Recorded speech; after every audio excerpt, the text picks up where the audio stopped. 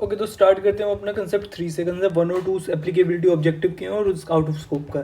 Third में है कि लेसी कैन अवेल एग्जाम्पशन इन किस केसेस में वो एग्जाम्पशन ले सकता है फ्रॉम एप्लीकेशन डेट 116। अगर वो शॉर्ट टर्म लीज है then is not allowed. Lessee के लिए है, लेसर के लिए कोई नहीं है। ठीक है, लेसी ले सकता है जो मतलब कि उसको लीज पर ले रहा है। It should be a short term lease और it should be a low value lease. Short term lease ऐसे नहीं है कि शॉर्ट टर्म लीज तो बता रखा है कि 12 मंथ या उससे कम हो then lessee can avail exemption from application of. लेकिन उसके लिए भी ये नहीं है कि अगर एट द कमेंसमेंट डेट अगर it is classified as long term lease then it will continue to be a long term lease till the end of lease period. It cannot be reclassified into short term lease, then there will be no exemption. ठीक है, but subsequently it is reclassified into short term lease तो उस case में आपको exemption नहीं मिलेगी। अगर starting में है तो ठीक है। अगर लीज कॉन्ट्रैक्ट जो एंटर हुआ है फॉर सिमिलर एसेट्स, एक जैसे 4 एसेट हैं, ठीक है, 4 गाड़ियाँ स्कॉर्पियो मान ले, ठीक है, then such asset will not be consider separately for short term और लॉन्ग टर्म लीज। वो जो चीज़ें हैं ना, जो 4 स्कॉर्पियो, वो चारों अलग अलग ट्रीट किए जाएंगे। अगर exemption can not be for group of similar asset, we can group similar asset only in case same contract has been made for all asset. अगर उन चारों के लिए एक ही कॉन्ट्रैक्ट बना हुआ है उस केस में हम उसको सिमिलर एसेट मान के उनको चारों को एक उस पर कर सकते हैं और वो शॉर्ट टर्म में या लॉन्ग टर्म में उसको अकॉर्डिंगली हम क्लासीफाई कर सकते हैं। ठीक है, तो 2 चीज़ें होंगी। एक तो कमेंसमेंट डेट को पता लग जाता है, जो कमेंसमेंट डेट का वही उसका नेचर, वही उसका स्टेटस रहेगा। और उसके बाद में सिमिलर एसेट्स के लिए हम अलग अलग करके देख लेंगे। Shall be consider separately until unless they are in same contract, until unless there is same contract has been made for all assets. Discussed in class, ये क्वेश्चन 1 था, सिंपल था, वही था कि इसमें आपको ना जो उसकी इंटेंशन है कि वो कितने साल तक रहेगा, जैसे 9 महीने था वहाँ पे 4 महीने और वो एक्स्ट्रा करेगा। वहाँ पे स्टार्टिंग में ही पता था, सर्टेन था that he will exercise 4 months extra. So in that case हम उसको कमेंसमेंट डेट को ही लॉन्ग टर्म लीज मान लेंगे instead of short term lease. Low value lease contract क्या हो सकते हैं?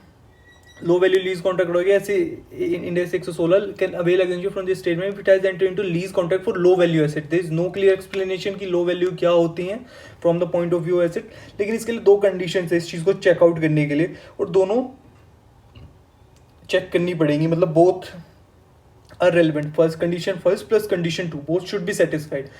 It is not that either of them can satisfy then it will be considered as low value lease contract. No, it should both of them should be satisfied. The first one is should not be dependent or highly interrelated. एक तो वो किसी पे dependent नहीं होनी चाहिए और highly interrelated मतलब एक दूसरे से ज़्यादा लिंक नहीं होने चाहिए। जो भी हमारे लीज को जो भी हम ले रहे हैं, जैसे मोबाइल हो गया, लैपटॉप हो गया, ठीक है, लेकिन जैसे ये क्या हो गया, डिपेंडेंट नहीं है किसी के ऊपर। और टायर्स ऑफ कार ये किससे लिंक्ड है ना, हाईली इंटर रिलेटेड है। तो ये मतलब ना तो वो डिपेंडेंट होनी चाहिए और ना ही वो हाईली इंटर रिलेटेड होने चाहिए कि एक से दूसरे को इफेक्ट कर रहा है with other asset from the point of view of its use.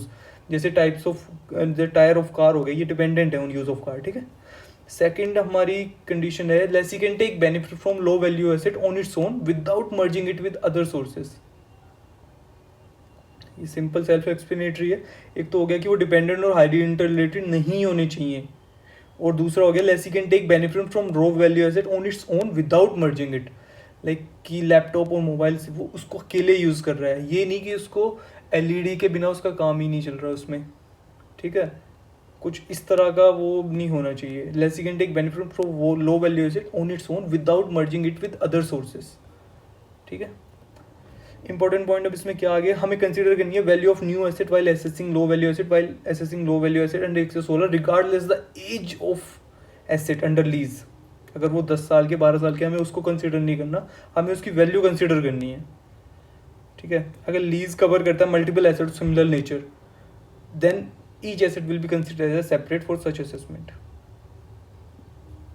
अगर 200 लैपटॉप है, ठीक है, तो ये नहीं कि उनका लीज जो है वो 2 लाख से ऊपर बैठ गया तो तुम उसको उसमें क्लासीफाई कर दोगे, नहीं। Each of them will be consider separately as a low value lease और high value lease even if overall amount is very high because each laptop is a separate asset and it qualify the specified conditions.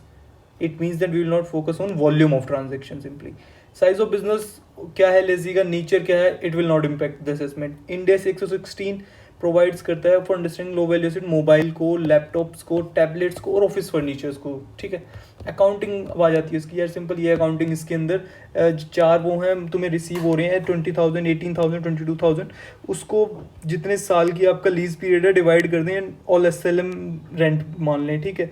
लेकिन जो पे कर रहे हैं that should be actual, like first one lease rental to 20,000, P&L to 20,000 lease rental, okay. Second year में क्या हुआ, actual में lease rental account debit bank 18,000, ठीक है। बट इसमें क्या हो गया, profit and loss debit to lease rental 18,000, outstanding rent is 2,000, इसमें आउटस्टैंडिंग रह गया ना 2,000 से रेंट, तो वो कंसिडर करेंगे। देन थर्ड ईयर में आ जाता है lease rental account debit to bank, profit and loss account debit, outstanding debit to lease rental, मतलब सिंपल वही कि 22,000 से 22,000 से टर्न कर दिया, 2,000 जो पिछले का था ना उसको डेबिट करेंगे, जो आउटस्टैंडिंग रेंट यहाँ पड़ा था तो उसको outstanding account debit to lease rent ऐसे करके कर देंगे। उसके बाद में पार्ट 2 स्टार्ट हो जाता है, आइडेंटिफिकेशन कैसे करना है। इसके लिए 4 कंडीशंस होती हैं जो चारों की चारों आपको सेटिस्फाई करनी पड़ती है। कंडीशन 1 आगे भी एक्सप्लेन होगी आइडेंटिफाइड एसेट के लिए। लीज को आइडेंटिफाई करने के लिए सबसे ज़रूरी है there should be an identified asset, और ये काफ़ी बड़ा आइडेंटिफाइड एसेट क्या होता है।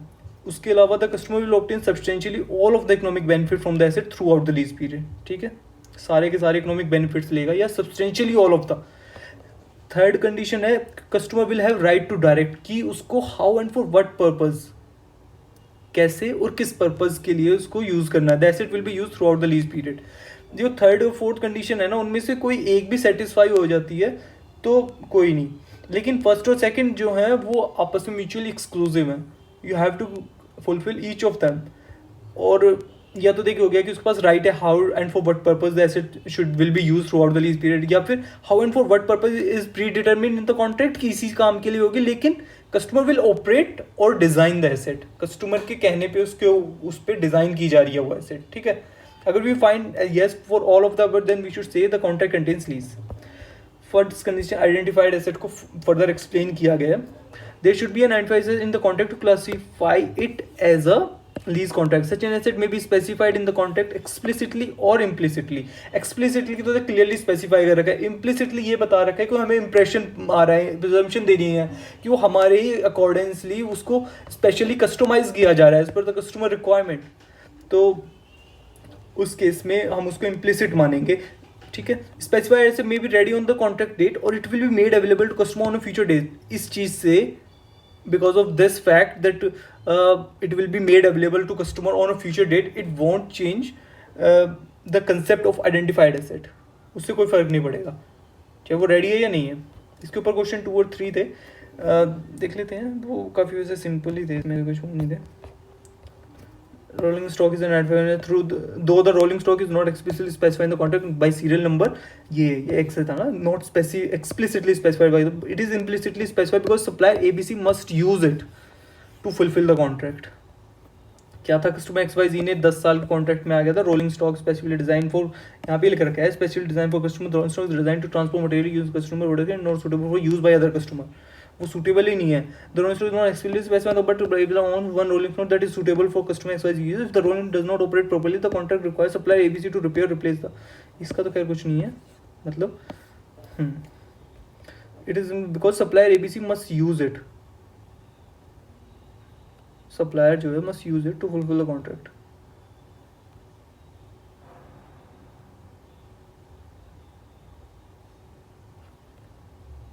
लाइन कैसे कोई मतलब नहीं समझ में आ रहा, बट वैसे ये चीज पॉइंट क्लियर है, जिसमें कुछ नहीं है। Asset implicitly specified in the contract XYZ entered into 10-year contract with supplier which for use of car, the specific car is specified in the contract, brand, type, color, etc. At inception of the contract, the car is not yet built. Whether there is an unfaired asset, yes, the car is an unfaired asset, though the car cannot be unfaired at inception of the contract, but it is implicitly specified at the time that the same will be made available to customer XYZ।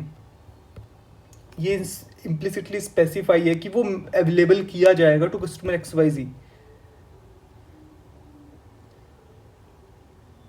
ठीक है। अब आ जाते हैं इस पे question 2 question 3 हो गया। Factor 2 भी consider while identification of asset. एक तो कंडीशन एक ये चेक कर ली कि एक्सप्लिसिट या इम्प्लिसिट वाली, फिर उसके बाद कुछ फैक्टर्स हैं जो कि हमें कंसिडर करने पड़ते हैं। फैक्टर 1 क्या है, substantial substitution right with supplier. अगर वो राइट जो है सब्सटेंशियल सब्स्टिट्यूशन का राइट वो सप्लायर के पास में है और उसके अंदर लीज रेसिपिएबल एसेट और alternative asset any time throughout the year, उसके वो किसी भी टाइम सब्स्टिट्यूट कर सकता है विद अदर एसेट और alternative asset any time throughout the lease period, लेकिन उससे सप्लायर को इकोनॉमिक बेनिफिट होना चाहिए from the substitution of asset. If any substitution required to made due to warranty provision, तो वो not be covered under SSR. अगर तेरी वो गाड़ी खराब हो गई या बढ़िया नहीं चल रही, उस चीज़ पे रिप्लेस कर रहा है तो उससे कोई फर्क नहीं पड़ेगा। ठीक है, तो ये फैक्टर 1 हो गया। सब्सटेंशियल सब्स्टिट्यूशन राइट जो है सप्लायर के पास है तो हम उसको आइडेंटिफाइड एसेट नहीं कंसिडर करेंगे। No, it will be consider as there is no identified asset in case the following two condition are satisfied. Both the condition, एक तो यही कि वो किसी भी टाइम उसको सब्स्टिट्यूट कर सकता है the lease asset with other asset और alternative asset any time throughout the lease period. And second is exception, इसकी एक एक्सेप्शन भी है वैसे, in case SSR become in power. SSR मतलब कि जो substitution substantive substitution right shall become in power on occurrence of some future event। अगर यार कोई ऐसा फ्यूचर में कोई ऐसा इवेंट हो जाएगा, रेट बढ़ जाएंगे जी, पेट्रोल का रेट बढ़ जाएगा फ्यूचर में, तो मैं करूँगा और after specified period, but these right do not prevail on a contract date. ये जो राइट थे ये कॉन्ट्रैक्ट डेट पर नहीं थे, then it will be assume that there are no SSR on contract date. ठीक है, तो हम उसको रिकॉर्ड कर लेंगे अपनी बुक्स में, हम उसको आइडेंटिफाइड एसेट का दर्जा दे देंगे। We will consider it as an identified asset. Example, future में high rental from future customer मिलने लग गया। ठीक है, इंट्रोडक्शन हो गया कोई न्यू टेक्नोलॉजी का फ्यूचर में, performance of asset if does not meet as expected in future etcetera. अगर SSR become in power on according of some future event और after specified period, but these right do not prevail on contract date. ठीक है, उस दिन नहीं थे लेकिन बाद में हो गए। अब ये डाउट आता है कि यार जब पहले दिन कॉन्ट्रैक्ट में कुछ चीज़ें लिखी गई तो उसको चेंज कैसे कर सकता है कोई, बट फिर भी अगर कुछ ऐसी सिचुएशन होती है तो वो इसमें कंसिडर की जाएगी। जैसे क्वेश्चन 4 दिखाता हूँ, ये था analytical data storage provider through a centralized data service involved the supplier maintains may identify survey in an accessible location determine inception of the contract that it is permitted and can easily substitute another survey without the customer consent throughout the period of use। ठीक है, further the supplier would benefit economically, वो तो है ही, because doing that allow the supplier and the supplier has made the clear in that substitution right affected whether the substitution right or substantive whether there is an identified asset। Simple सी बात है इसके अंदर कि customer does not have the right to use identify asset because at the inception ही of the contract supplier has the practical ability to substitute the server। यहाँ पर उसकी प्रैक्टिकल एबिलिटी जो वाली बात है ना, वो है कि उसके पास में practical ability to substitute the server and would benefit economically from such substitution, तो वहाँ पर no identified asset. However if the customer could not readily determine whether the supplier had a substantive substitution right, the customer would presume the customer would presume the substitution right is not substantive and conclude that there is an identified asset। समझ गया?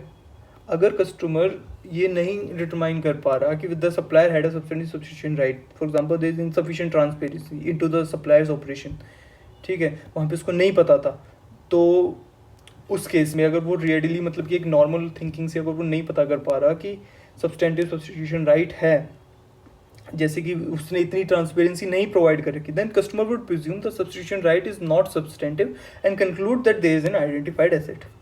ये वाला भी मतलब थोड़ा diplomatic हो गया ये चीज़ हाउएवर से, बट ठीक है।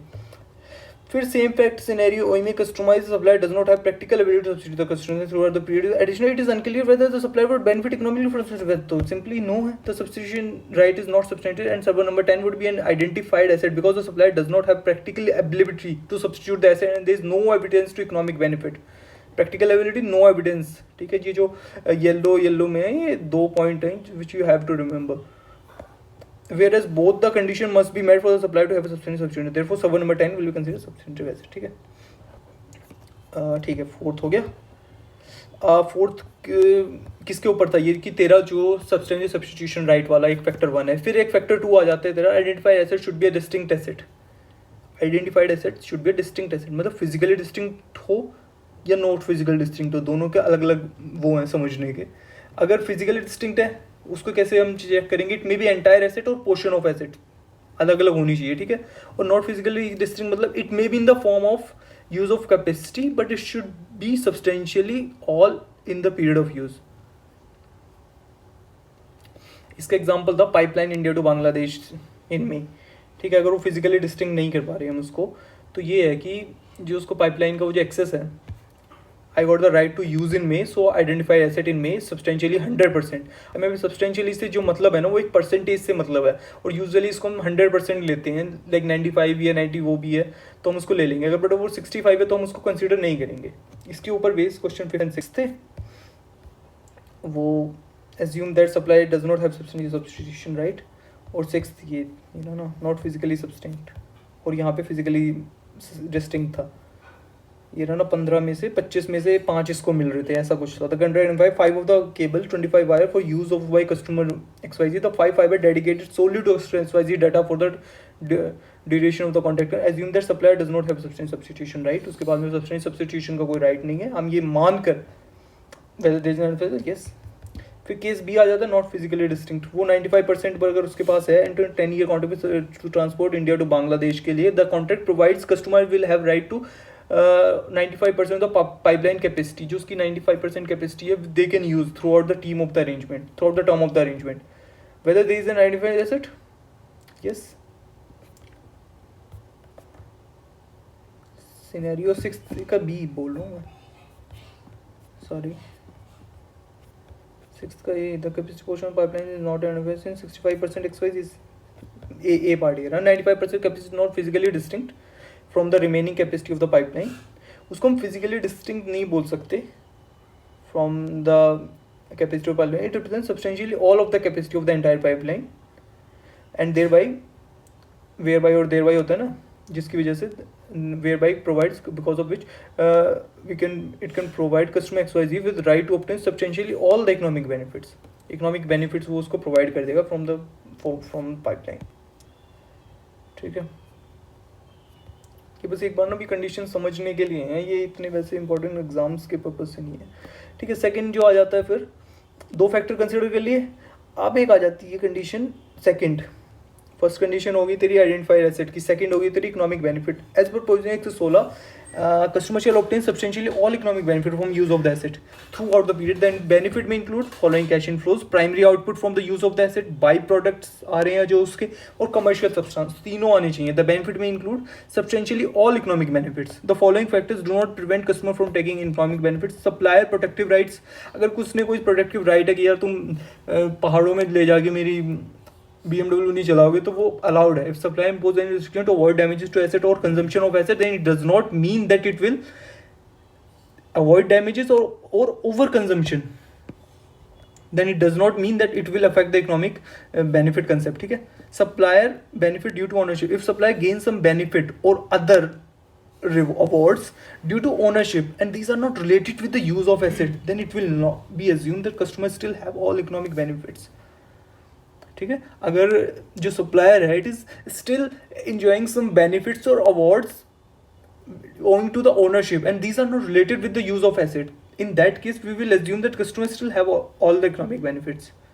And the solution 8 would be discussed in class, that was okay, मतलब उसमें ऐसा कुछ था नहीं। तो राइट टू डायरेक्ट अब आ जाता है। जो राइट टू डायरेक्ट होता है वो थोड़ा इंपॉर्टेंट है कि इसमें हम 4 चीज़ें कंसीडर करते हैं, how and for what purpose के लिए use for. It can be said that decision making right in relation to asset should be exercise by customer. The decision making right include the following: when to produce, where the output will be produce, how the output will be produce, when factory, है ना। The customer can decide, customer will decide where the output will be produced. 9 AM factory, how, workers, whether the output will be produced or not, no और yes, depend करता है उसके ऊपर, ठीक है। how and for what purpose should be read as a single concept. Okay, to prove the right to direct, it does not require that asset will be operated by customer itself. अगर उसको कोई personal भी use कर रहा है of supplier, an asset can be operated by personal of supplier on customer direction. कोई उसने अपना बंदा दे दिया जो सप्लायर है कि यही यूज कर पाया देगा जी, रामू को ये अच्छे से आनी है, तो in that case even it prove the right to direct by the customer, तो उसमें भी वो चलेगा। लेकिन कंडीशन फोर्थ जो आती है वो थोड़ी इंपॉर्टेंट इस पर्पज से हो जाती है, how for what purpose is predetermine the contract then operation design of the should be exercise by customer. जो ऑपरेशन है उसका कि किस तरह से ऑपरेट होगा वो हाउ एंड व्हाट पर्पज वो डिटरमाइंड है, लेकिन अगर ऑपरेशन और design of asset should be exercise by customer otherwise we will assume that there is no legal contract. यार तुम्हारे पास में ये भी नहीं है कि how and for what purpose it will be used, और तुम्हें ऑपरेशन और डिजाइन में भी तुम्हारा कोई एक्सरसाइज नहीं है, तो हम इसको लीज कॉन्ट्रैक्ट तो नहीं मान सकते। इसके ऊपर बेस क्वेश्चन 9th और 10th थे, मैंने ब्लैक क्वेश्चन इंडिया 16 के अंदर नाम से लिख रखे थे। 10th 9th देख ले, 10th अच्छा। Entity decide supply to manufacture parts in a facility. Facility यहाँ पर, फैसिलिटी का मतलब यहाँ पे फैक्ट्री लिख देते हैं, ठीक है। Entity A contract with suppliers to manufacture parts in a facility. Entity A design the facility and provided its specification. Supplier H owns the facility and the land. Supplier own करता है, entity A specify how many part it needs and when it needs the part to be available. वो decide करता है कितने part चाहिए, कब चाहिए, ठीक है। अब तक तो हमें लग रहा था कि किसका, एंटिटी ए का है कॉन्ट्रैक्ट विद सप्लायर, तो एंटिटी ए हम इसको लीज कॉन्ट्रैक्ट लिख सकते हैं इतने के बेसिस पे। लेकिन अब सेकंड लाइन आती है, supplier H operates the machinery. Supplier use करता, ऑपरेट करता है and makes all operation decision including how and when the parts are to produced as long as it meets the contractual requirement to deliver the specified number to the specified day, assuming supplier cannot substitute the facility and is an identified asset. Which party identified asset वाली condition तो fulfill होगी, ठीक है, मान लिया identified asset है। Which party has the right to control to use the identified asset during the period of use? Entity A does not direct the use of asset that most significantly drives the economic benefit. Entity ए जो है वो direct नहीं करता asset को जिससे कि वो most significant हम उससे इकोनॉमिक बेनिफिट ड्राइव करते हैं सब, क्योंकि वो सप्लायर एच डिटरमाइन करता है कि how and when the equipment is operated, how and when the equipment is operated once the contract is signed. Therefore supplier has the right to control the use of the asset during the period of use. All the entity stipulates, entity stipulate करता है the product to be provided as input into the initial decision regarding the use of the asset through its involvement in the design of the asset. It does not have decision making right over how and for what purpose the asset will be used over the asset during the period of use. This arrangement supply agreement not a lease, ठीक है। ये हो गया ऊपर base question. ये question 9th जो था ना वो भी एक बार इसमें देख ले। क्वेश्चन 9th, क्वेश्चन 9th ये रहा। Customer X entry into contract supplier view for 5 year contract. तो हमें इसमें the vehicle identify supply by cannot subsidy other, वो तो हो गया आइडेंटिफाई एसेट हमने मान लिया। Operate the vehicle, customer decide how to use the vehicle for example with contractual limitation, वो ठीक है। Supply by provide certain use of vehicle और वो सब चीज़ें। Yes, customer X has the right to use the asset on vehicle throughout the period of use, has the right to change how the vehicle is use, when और whether the vehicle is use, whether the vehicle goes and what the vehicle is use for. Supplier wise limit the on certain use for vehicle and modification to it are consider protective rights, ठीक है। That define the scope of customer's use of asset but do not affect the assessment of whether customer X direct the use of asset. तो ठीक है, बस वही है कि उनको याद रख एक बार। ये इन दोनों में थोड़ा मुझे दिक्कत होती है कि ऑपरेशन और डिज़ाइन ऑफ एसेट वो क्यों नहीं था, जो क्वेश्चन 10th है वो क्यों नहीं था क्वेश्चन डिज़ाइन और एसेट, जब वहाँ पर उसने बोल रखा है। मैं एक बार दोबारा दिखाता हूँ यार इस चीज़ को। जब इसने यहाँ पे बोल रखा है contract with supplier to manufacture part in facility, entity design the facility, ये लिख रखा है। तो फैसिलिटी डिज़ाइन की है ना उसने, provided specification, suppliers own the facility and the land. Entity specify how many part it needs and when it needs the part to be available. Supplier H operates the machinery and make all operation decision regarding how when the parts should be created. So is named that your तो बस ये वाली बात है कि उसके अंदर वो कब होगा, मतलब ये वाली कंडीशन कोई एग्जांपल नहीं है मेरे पास में ऑपरेशन और डिज़ाइन का कि अगर वो प्री डिटरमिन्ड है how and for what purpose the contract and operation design of asset should be exercise by customer. इस चीज़ का कोई एग्जांपल नहीं है। वैसे इसके लिए कंडीशन ये होती है कि वो पहले से ही प्री डिटरमिन्ड होना चाहिए, ठीक है। ये वाला चीज़ समझने लायक है थोड़ी।